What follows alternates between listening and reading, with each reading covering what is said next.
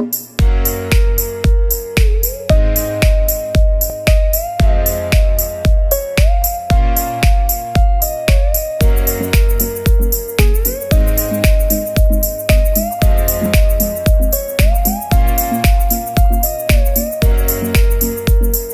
welcome back to our final maths class.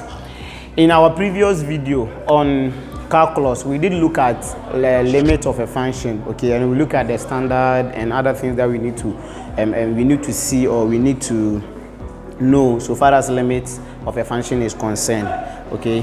And then we did solve examples also. So if this is your first time of watching my videos and there's something that you may not understand here, you have to go back to the previous videos and watch. And then don't forget to subscribe for more exciting videos, and then follow my Facebook and then my YouTube channels for more exciting videos. Now today we are going to look at differentiation from the first principles, okay. After the limits, the differentiation from the first principle is the first thing. And then the first thing that we are going to do under differentiation from the first principle is to know how the formula for the differentiation from the first limit, first principle is being derived, okay. Now we have this diagram on the board, okay, which is showing us coordinates in x direction and then in y direction, okay.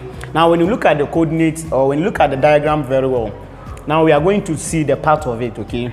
From the origin to the right hand side is the x, and then the x, and then from the origin to the topmost is the y coordinate, okay.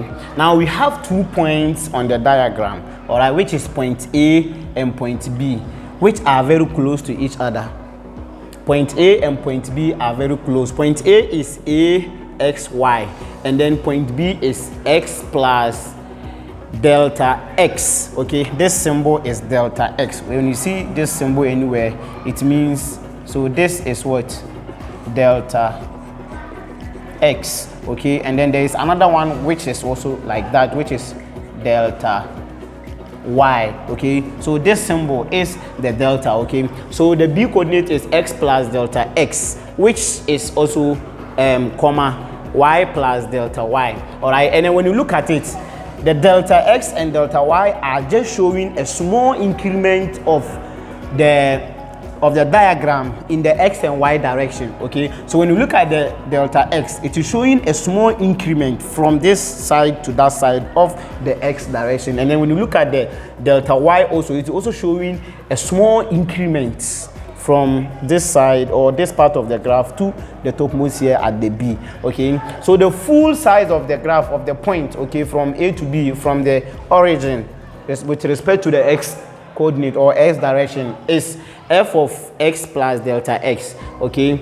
So now when we want to find the gradient of this curve over here, okay, the gradient of that chord or the curve, okay, so the gradient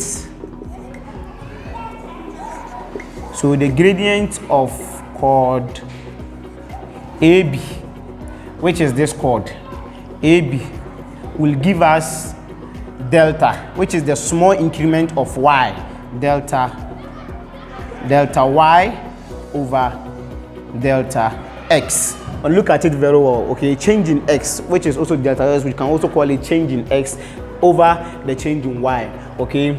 Now when we look at delta y, we can also find out from the graph that if you want to find delta y, it is the whole of this, which is f of x plus delta x minus this f of x here. Because when you look at it very well, delta y starts from this point, which is the same as from this point to the topmost, okay. And then f of x plus delta x is also the full length of the point, all right. So over there will be delta f of x, the whole of f of x plus delta ax minus, if you want to find this, so minus this small portion, which is f of x, okay. Now if we substitute this delta y into the gradient formula, okay, that one will give us, so the gradient AB, so the GAB, which is the gradient of the chord AB, will give us what? Instead of delta y here, we will substitute it and replace by f of x plus delta x minus f of x here, then all over delta x here, all over delta x. So now you realize that all over delta x. Okay, so you realize that after we have substituted delta y, which is this, into the formula, this is what we'll be having. So now if we want to find this in a limit form, so you realize that as delta x over here is approaching 0, then the gradient of AB will also, you realize that it will also be approaching a certain limiting value. All right, so as this delta x is approaching 0 here at the origin, you realize that the curve itself will also be approaching the tangent A, which is the point A here. This tangent, the curve will be approaching it. So therefore, the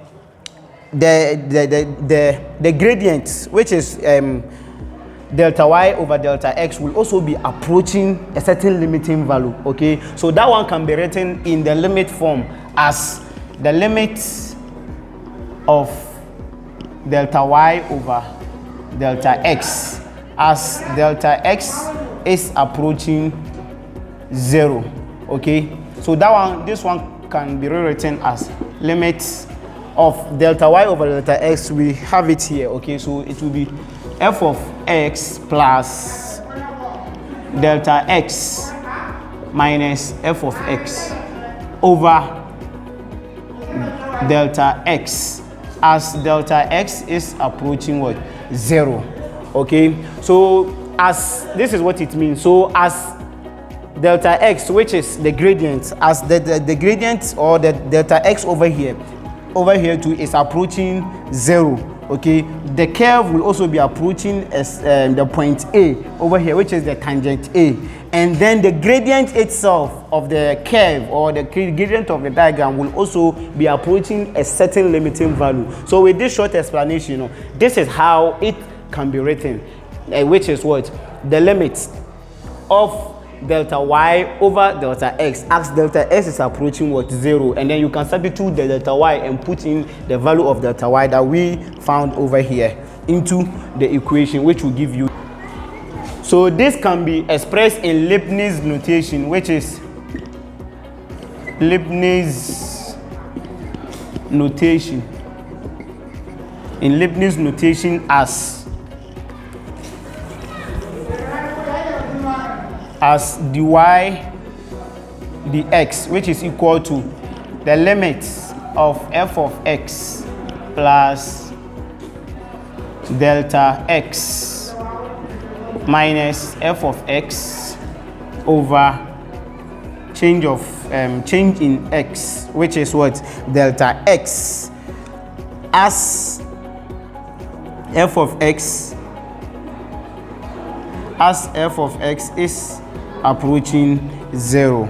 Okay, and then in functional notation too, in functional notation,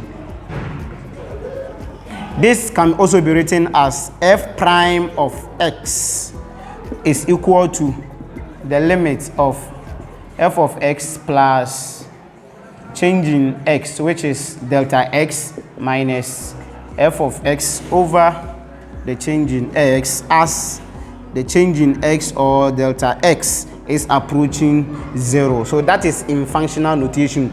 So when you look at this video, you realize that in Lebanese notation, dy dx is the same as what? F prime of x. Okay, f prime of x. So when we replace the change in x with, say, h, okay, now the whole equation becomes dy dx equal to, in functional notation to it is f prime of x, which is equal to the limits